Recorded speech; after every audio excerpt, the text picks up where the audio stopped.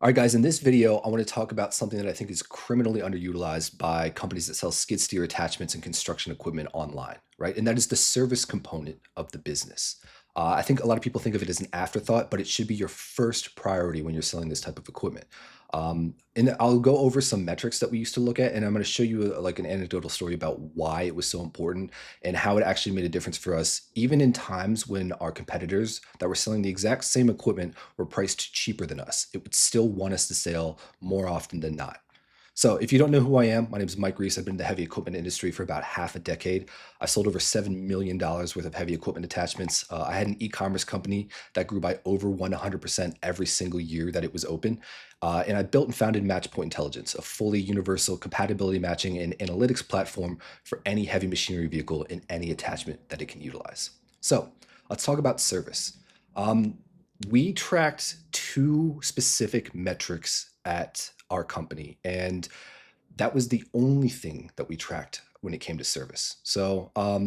And I wanted it to be that way so that we could only focus on getting these as low as possible, and in only improving these, because where focus goes, energy goes, right? So, the two metrics are time to first contact and contact to quote, right? So let's break down exactly what those are. They're a little intuitive, but I'm gonna give you like real examples. So time to first contact is the time it takes for when a customer reaches out for you to actually speak to them.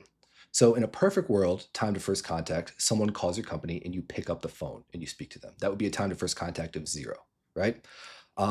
Sometimes if customers like submit form requests or if they do chats or if they do like email submissions and stuff like that, you have to be able to track the delta of when they sent that message and when you speak to them and reach out, right? And that delta is time to first contact. That's how long it took you to contact the customer. You have no idea how many times we spoke to customers that said, "Hey, I reached out to these other companies and I just haven't heard back. I left them a message or I sent them a form request, and it's been 3 days and I've got nothing from them." Right? It's insane because this is just like doing your job. You have a customer who's ready to buy something, and all you have to do is talk to them. So it is so important to have this kind of locked in. To give perspective, when we were optimizing this, our annual average for an entire year, our annual average was less than 3 minutes for time to first contact. And this was something that we published on our website so that people could see this. Because it is, from a customer's perspective, if they're having these experiences with other companies, they want to be able to see before they even think to reach out because that's a high friction activity for a customer. Before they even think to reach out, they want to know, hey, I'm going to get a call in like 3 minutes. Um, so, yearly average 3 minutes for time to first contact. You want to really prioritize your service component around speaking to customers as soon as you possibly can. It is so incredibly important. The second metric that we're going to talk about is contact to quote. So, this is from when you speak to a customer to how quickly you can get them a quote. Because, again, think about this, customers are buying equipment, they really only have one thing they're going to be trying to do. So, oftentimes, you need to be able to get them a quote with pricing and availability and things like that. In order to get someone a quote, you need to answer the five gates. This is stuff I have in our other videos, but I'm going to talk about them like really briefly here. The five gates are: will it do the job that I need it to do? Will it fit my vehicle? Can I afford it? Will it arrive when I need it to? And what happens if it doesn't, right? So, in order to answer all those five questions, you need to know the pricing, you need to know the availability, you need to know the compatibility, and you need to know like the delivery date when it's going to actually arrive based on when you can ship it out. So, if you have all the information for a product on hand, so you have it in your warehouse, you have that information available, your contact a quote should be instant. You should be able to get someone a quote on the phone with them and draw that up very quickly and send that out to them. So it should be zero.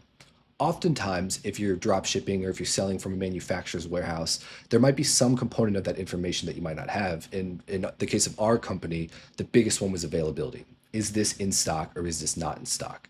Um, if you can find a way to work with your companies and answer that question, say, hey, can you provide us a dealer list of like your stock list or something like that, just an email that you send out every day? Or do you have something on your portal that shows the stock that you have or don't have? If you can answer that question, that will massively decrease your contact to quote. Now, when we were measuring this, we measured this at the manufacturer level, and we also measured this as like an average for our entire company. And the average for the entire company was less than 30 minutes. And this is for an entire year. So customers knew that when they reached out to us, if they were considering looking at our equipment, if they were considering talking to us, they would get a call in less than 3 minutes and they would get a quote in less than 30 minutes. So in less than 30 minutes from the time that they were thinking of reaching out to us, they would have all the information they needed in order to decide if they could purchase or not, right? Now, like I said, some manufacturers, you have all the information you need, and that's instant for them. So your contact to quote for them is like 4 minutes, right? And this becomes really important because it becomes a vetting system for manufacturers that you want to work with. We saw a direct correlation between a lower contact to quote and a higher close rate on our purchases. And so if you're saying, hey, we can work with three different manufacturers, but two of these three don't have any way for us to access the availability information of their equipment, we're going to just go with number one, and we're going to say, once you guys figure that out, you can work with us after that. And that keeps your close rates high, it keeps your team efficient, and it keeps your customers happy because they're getting information quickly. They think that you have a very high level of service, and it builds a huge amount of trust with your company from the customer's perspective. Now, why is this important and how did it make a difference, right? Because if you're selling construction equipment and you're selling other manufacturers' construction equipment, you're also competing against other people who are probably selling the same equipment. And so you would think at a baseline that the biggest component will be price. And yes, that's important when people are initially vetting, but we've actually very frequently sold against competitors that were priced lower than us.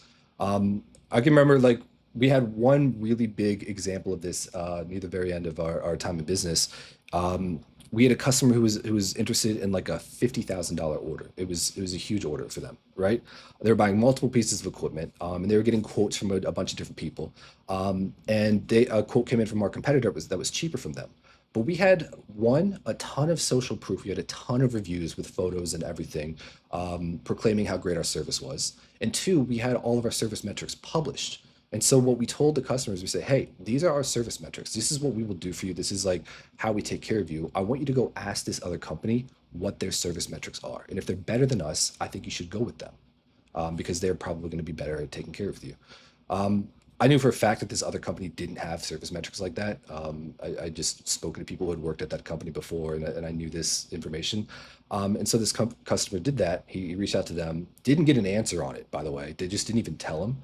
And then he came back with us and he purchased, right? Even though it was more expensive. And if you think about it, when you start getting into more expensive pieces of equipment, customers have already built in the cost there. And now they're looking to do defense, to cover their bases for that cost. They're saying, hey, if I'm going to pay all this money, how can I guarantee that I'm going to be taken care of? How can I guarantee that there's going to be minimal issues? And how can I guarantee that if there are issues, someone's going to respond to me, that I'm not just left out in the dust, right? So the more expensive of equipment that you sell, the more important the service and security and taking care of component of everything is, and that's where these service components really start to shine. You have to show that you're going to be attentive, that you're going to take care of these people, that you're going to work in their best interests, and that you're going to answer their questions. And you do all of that from a very, very strong service component of your business.